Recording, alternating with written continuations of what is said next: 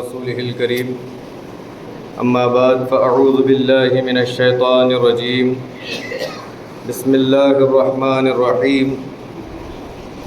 قد جاءكم من الله نور وكتاب مبين آمنت بالله صدق الله العظيم وبلغنا رسوله النبي الأمين المتين المبين الكريم ونحن على ذلك لمن الشاهدين والشاكرين والحمد لله رب العالمين آمین آمین آمین یا رب العالمین و الی غیر النہایہ۔ معزز سامعین کرام و برادران اسلام، آئیے خطبہ مسنونہ کے بعد میں نے آپ کے سامنے کلام مجید کی جو آیت کریمہ پڑھی ہے اس کی روشنی میں کچھ بات کرنے سے پہلے نبیوں کے نبی، اماموں کے امام، رسولوں کے رسول احمد مجتبی محمد مصطفیٰ صلی اللہ تعالی علیہ وسلم کے مقدس بارگاہ میں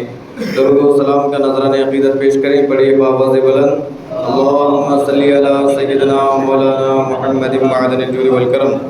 وآلہ وبارک وسلم صلی علیہ الصلاۃ والسلام علیک یا رسول اللہ صلی اللہ تعالی علیہ وسلم۔ معزز سامعین کرام و برادران اسلام، ماہ سفر المظفر کا یہ آخری دن ہے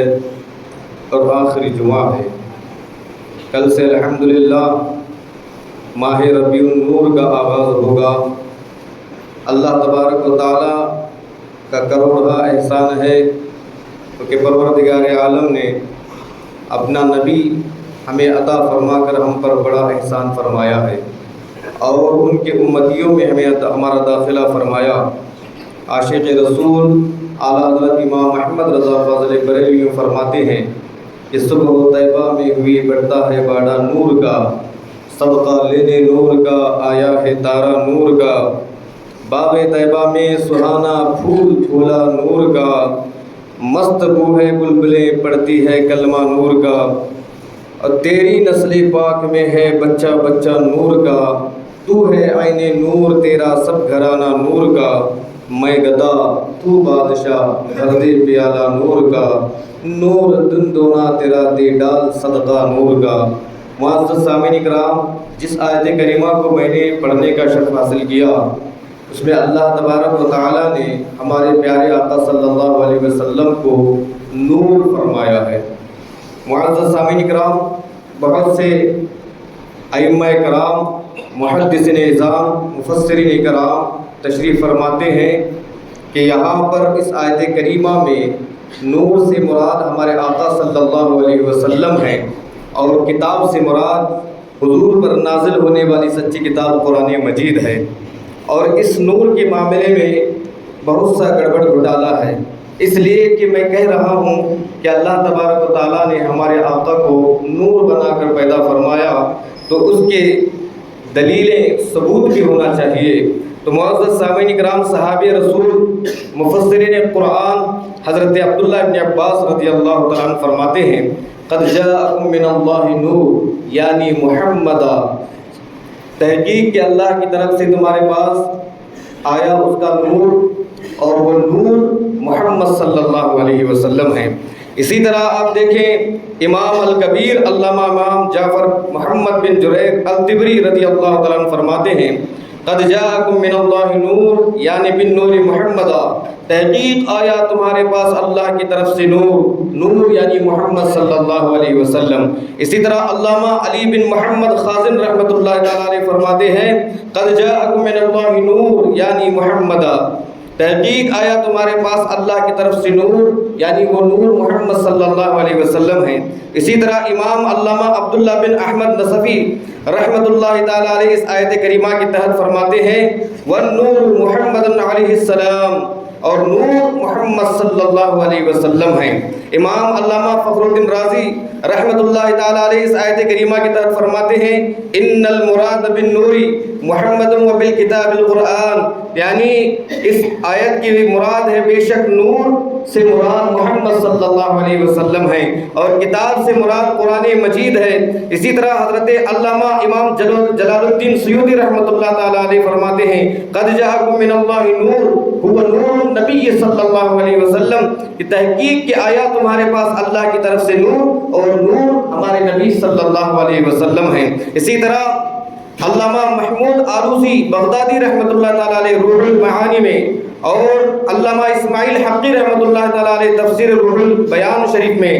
اور امام ابو محمد بغوی رحمۃ اللہ تعالیٰ علیہ تفسیر معالم التنزیل میں، اور امام قاضی عیاض رحمۃ اللہ تعالیٰ علیہ شفا شریف میں تحریر فرماتے ہیں کہ نور سے مراد محمد صلی اللہ علیہ وسلم ہے اور کتاب سے مراد اللہ کی کتاب ہے۔ تو معزز سامعین کرام، اللہ تبارک و تعالیٰ کے قرآن مجید میں فرمانے پر اور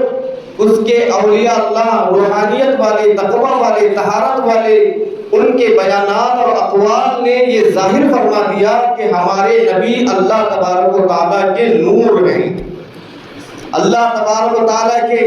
نور ہیں۔ فرشتہ تھا نہ آدم تھے، نہ ظاہر تھا خدا پہلے، فرشتہ تھا نہ آدم تھا، نہ ظاہر تھا خدا پہلے، بنے ساری خدائی سے محمد مصطفیٰ پہلے۔ اور اسی طرح امام عشق و محبت اعلیٰ حضرت فرماتے ہیں کہ وہ جو نہ تھے تو کچھ نہ تھا، وہ جو نہ ہو تو کچھ نہ ہو،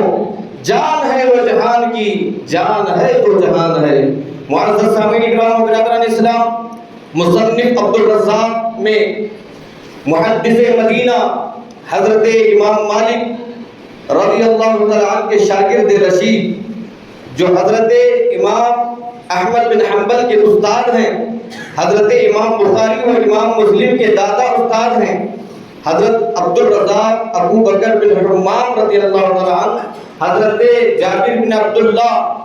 انصاری رضی اللہ تعالیٰ عنہ سے روایت فرماتے ہیں کہ ایک مرتبہ حضور علیہ السلام کی محفل سجی ہوئی تھی، سرکار دو عالم صلی اللہ علیہ وسلم کی محفل سجی ہوئی تھی۔ سرکار دو عالم صلی اللہ علیہ وسلم کے محفل میں صحابہ اکرام تشریف فرما تھے، اور جب محفل اختتام کو آئی، ختم ہونے کو آئی، تو حضرت جابر رضی اللہ تعالیٰ عنہ کھڑے ہوئے اور عرض کیا، رسول اللہ صلی اللہ علیہ وسلم میں آپ سے کچھ پوچھنا چاہتا ہوں، آپ کی بارگاہ میں کچھ عرض کرنا چاہتا ہوں۔ حضور علیہ السلام نے فرمایا کہ پوچھو، تمہیں کیا پوچھنا ہے؟ فرماتے ہیں قلت یا رسول اللہ بی ابی وانت امی۔ حضرت جابر رضی اللہ تعالیٰ نے فرمایا کہ یا رسول اللہ صلی اللہ علیہ وسلم، میرے ماں باپ آپ کے قدموں پر قربان۔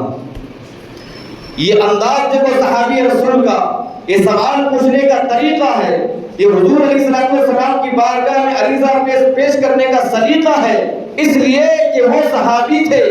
وہابی نہیں تھے، جو اپنی طرح سمجھ کر حضور علیہ السلام کے دربار کا ادب و آداب نہ کرے۔ کیونکہ وہ صحابی تھے اس لیے سرکار کے دربار کا ادب جانتے تھے، وہ صحابی رسول جانتے تھے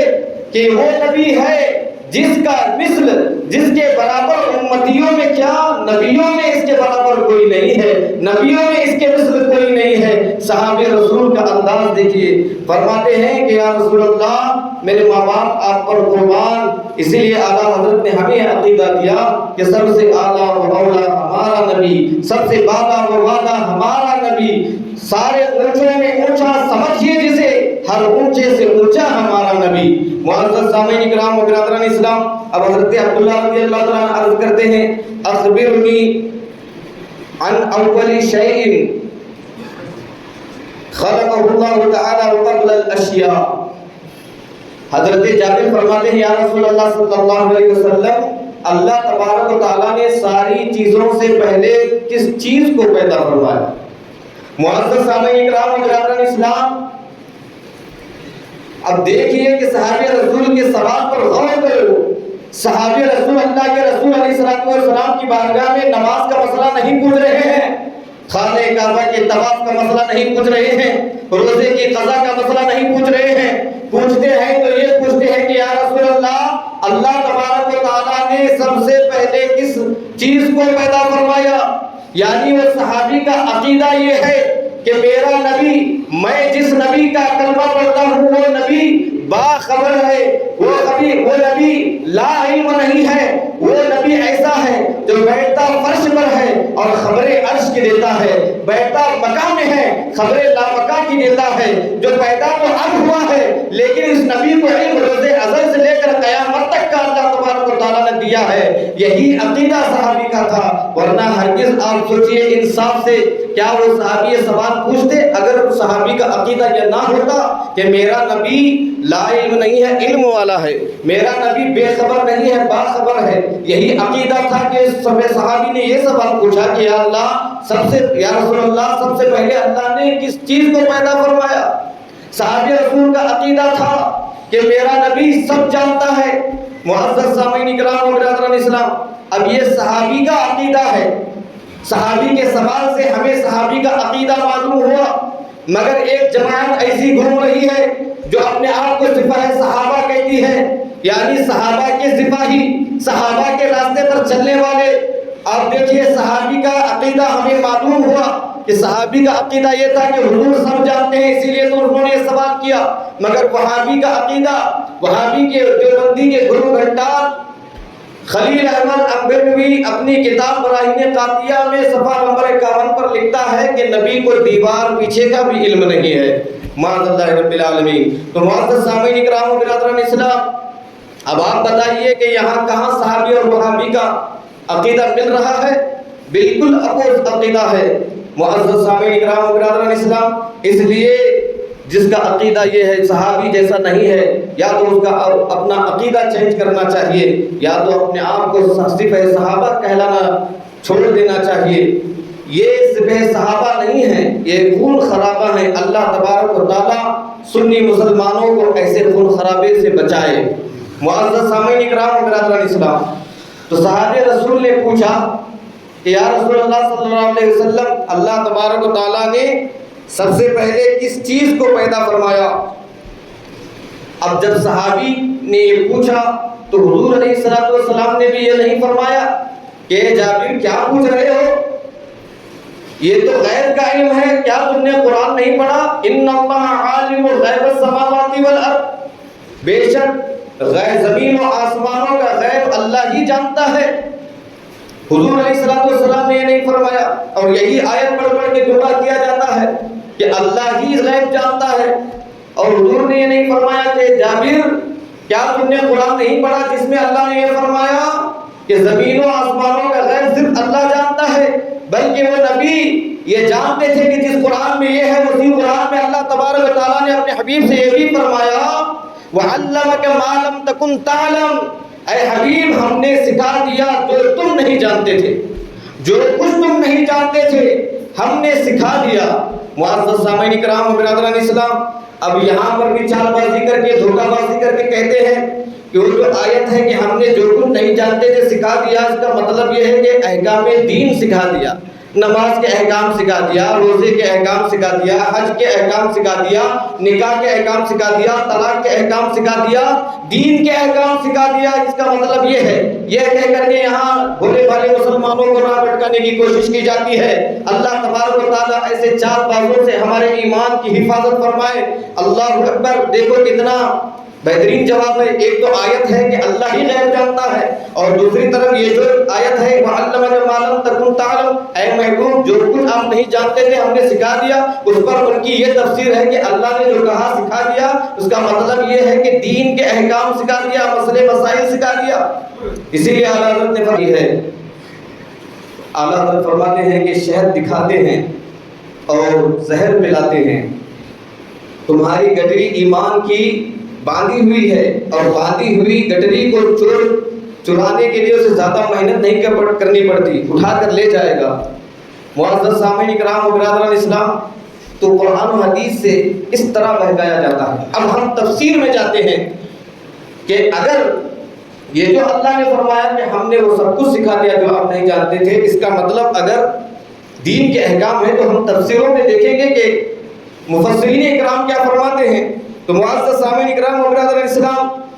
علامہ ابن جریر طبری رحمۃ اللہ تعالی علیہ تفسیر ابن جریر میں اس آیت کریمہ کے تحت فرماتے ہیں کہ وَعَلَّمَكَ مَا لَمْ تَكُنْ تَعْلَمْ، اے محبوب ہم نے وہ سب کچھ سکھا دیا جو آپ نہیں جانتے تھے۔ کیا سکھا دیا؟ آگے فرماتے ہیں وَمَا كَانَ وَمَا هُوَ كَائِنٌ قَبْلَ ذَلِكَ، جو کچھ ہو چکا اور جو ہونے والا ہے وہ سب کچھ ہم نے آپ کو سکھا دیا۔ معزز سامعین کرام و برادران اسلام، پتہ چلا کہ اللہ تبارک و تعالیٰ نے یہاں صرف نبی پاک علیہ الصلوۃ والسلام کو دین کے احکام نہیں بلکہ جو ہوا جو ہونے والا ہے وہ سب کچھ اللہ تبارک و تعالیٰ نے اپنے حبیب علیہ الصلوۃ والسلام کو سکھا دیا۔ معزز سامعین کرام، اب صحابی رسول نے سوال کیا تھا کہ یا رسول اللہ، سب سے پہلے اللہ تبارک و تعالیٰ نے کس چیز کو پیدا فرمایا؟ تو حضور علیہ الصلوۃ والسلام نے فرمایا یا جابر ان اللہ تعالی قد خلق قبل الاشیاء نور نبیک من نوری، اے جابر اللہ تبارک و تعالیٰ نے سب سے پہلے یعنی جنت سے پہلے، جہنم سے پہلے، فرش سے پہلے، عرش سے پہلے، فرشتوں سے پہلے، انسانوں سے پہلے، جناتوں سے پہلے، سورج سے پہلے، چاند سے پہلے، ہر چیز سے پہلے تیرے نبی کے نور کو اللہ نے اپنے نور سے پیدا فرمایا۔ معزز سامعین کرام و برادران اسلام، پتہ چلا کہ میرا نبی کائنات میں سب سے پہلے اللہ تبارک و تعالیٰ نے میرے نبی کو اپنے نور سے بنایا۔ اور اس حدیث کی تائید قرآن کریم کی ایک آیت کریمہ بھی کرتی ہے، هو الاول والآخر والظاہر والباطن وهو بكل شيء علیم۔ حدیث جہاں پر یہ کہتی ہے جس میں اللہ کے رسول علیہ الصلوۃ والسلام نے فرمایا کہ سب سے پہلے اللہ نے تیرے نبی کے نور کو اپنے نور سے پیدا فرمایا، وہی قرآن کی آیت ہم جب دیکھتے ہیں تو قرآن کی آیت میں فرمایا گیا هو الاول والآخر والظاہر والباطن وهو بكل شيء علیم۔ وہی اول ہے، وہی آخر ہے، وہی ظاہر ہے، وہی باطن ہے، وہ ہر چیز کا جاننے والا ہے۔ معزز سامعین کرام، اس آیت کریمہ میں یہ آیت کریمہ حمد خدا بھی بیان فرما رہی ہے اور نعت مصطفیٰ بھی بیان فرما رہی ہے۔ علامہ عبدالحق شاہ محدث دہلوی رحمۃ اللہ تعالیٰ علیہ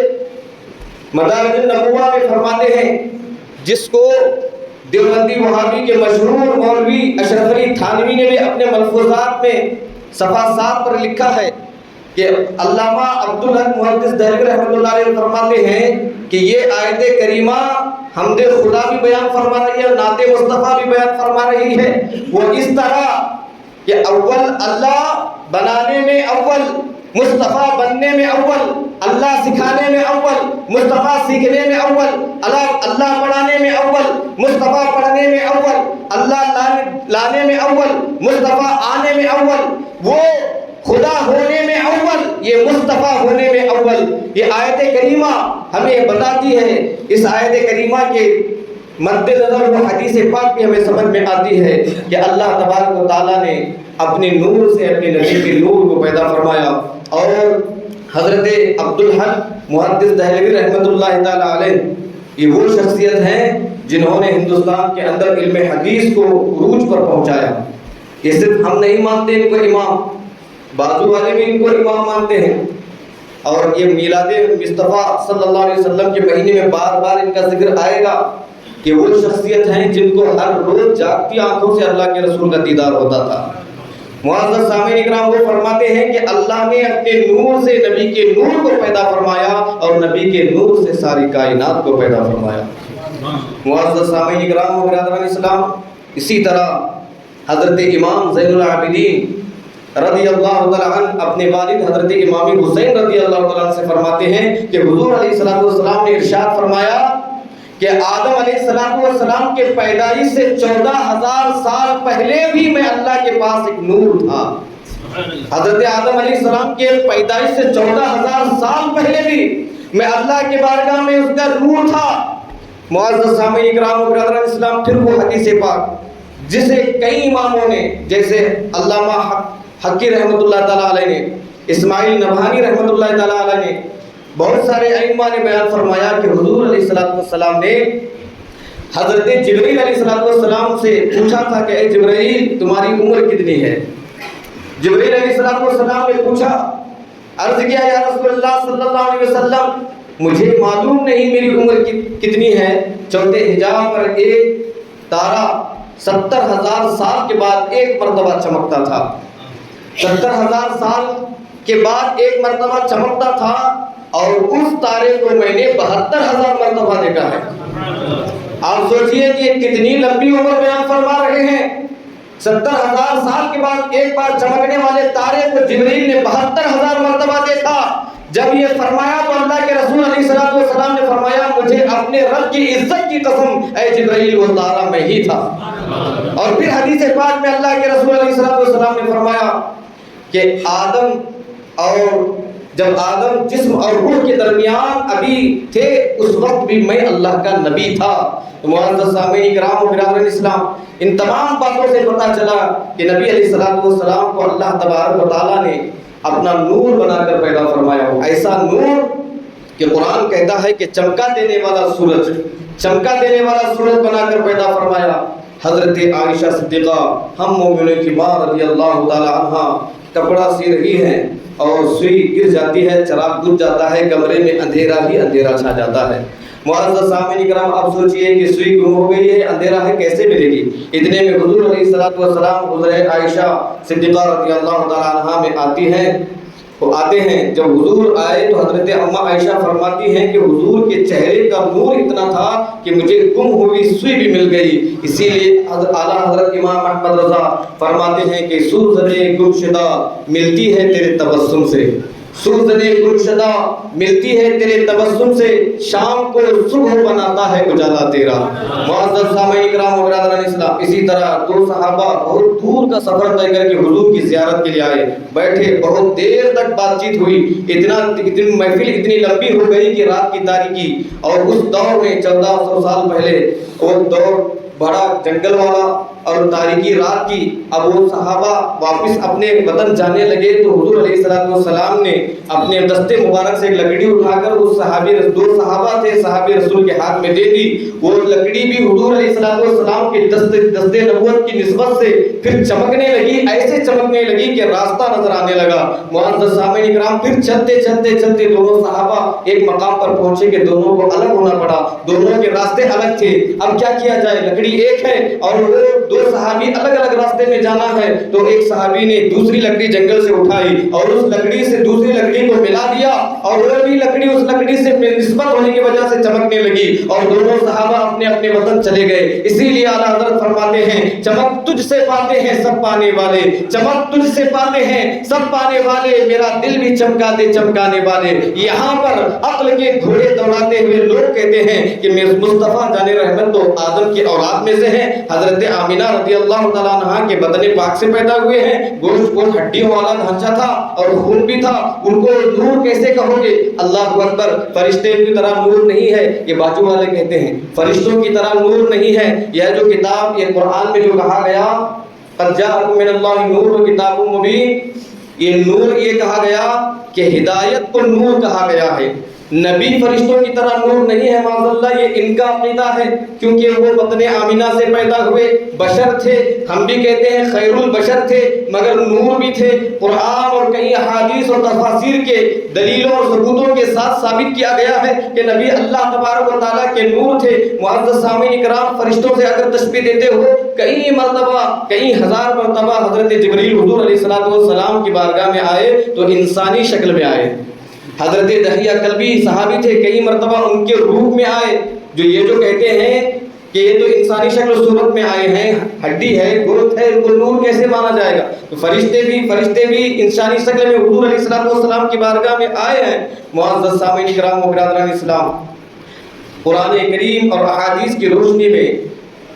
بہت تفصیل سے اللہ کے رسول علیہ السلام کے نور ہونے پر بہت ساری دلیلیں موجود ہیں، اور یہ جمعہ کا وقت بڑا مختصر وقت ہے۔ الحمدللہ جتنا میں نے سمجھایا ہے اتنا آپ سمجھ چکے ہوں گے۔ ہم یہی آخر میں دعا کرتے ہیں کہ اللہ تبارک و تعالیٰ نے حضور علیہ السلام کو نور بنا کر ہمارے درمیان بھیجا، اسی لیے جب وہ نورانی مہینہ آتا ہے تو ہمارے گلیوں میں نور، ہمارے گھروں میں نور، ہمارے مسجدوں میں نور، کیونکہ نور آ گیا ہے۔ نور آ گیا تو گمراہی کا اندھیرا دور ہو گیا، اور گمراہی کا اندھیرا دور ہو گیا تبھی تو ہم سیدھے راستے پر آئے ہیں۔ بس اس نور کے آنے کے خوشی میں شریعت کی حدود میں رہ کر گلیاں سجانا ہے سجائیے، گھروں کو سجانا ہے سجائیے، مسجدوں کو سجانا ہے سجائیے، اور ایسا پکا عہد کیجئے کہ وہ نور جس کے آنے سے آپ کا گھر روشن ہوا، جس کے آنے کی خوشی میں آپ کی گلی روشن ہوئی، ایسا ارادہ اور ایسا عمل لائیے کہ وہ نور جب گلیوں کو روشن اور گھروں کو روشن کر رہا ہے تو ہمارے دلوں کو بھی روشن کر دے، دلوں کے اندر کی تاریکی بھی دور کر دے، اور وہ نور بن کر چہرے پر داڑھی کی شکل میں آئے، وہ نور بن کر امامہ بن کر وہ ٹوپی کی شکل میں آئے، ہم بھی سنت مصطفیٰ پر عمل پیرا ہو جائیں۔ تو ایسی نیت کر کے سجانا ہے تو سجاؤ، نبی کی محبت میں جلوس نکالنا ہے نکالو، اس کے بعد بھی نمازیں چھوڑے، اس کے بعد بھی ہم نبی کو مانتے ہیں مگر نبی کی نہیں مانتے، ایسا نہیں ہونا چاہیے۔ معزز سامعین کرام، ہم نبی کو مانتے ہیں، اس لیے تن من دھن قربان کرنے کا جذبہ رکھتے ہیں، تو اپنے آپ کو بدلنے کا بھی ہمیں ارادہ کرنا چاہیے۔ اللہ تبارک و تعالیٰ کی بارگاہ میں دعا ہے کہ پروردگار عالم ہم تماموں کو نبی پاک علیہ الصلوۃ والسلام کی شریعت پر سختی سے عمل پیرا ہونے کی توفیق و رفیق عطا فرمائے۔ اپنے حبیب پاک علیہ الصلوۃ والسلام کی ولادت با سعادت کے صدقے توسل سے اللہ تبارک و تعالیٰ ہمارے ایمان و عقیدے کی حفاظت فرمائے، آمین یا رب العالمین۔ پڑھ لیجئے لا الہ الا اللہ محمد رسول اللہ صلی اللہ تعالیٰ علیہ وسلم، صفوں کو درست فرما لیں۔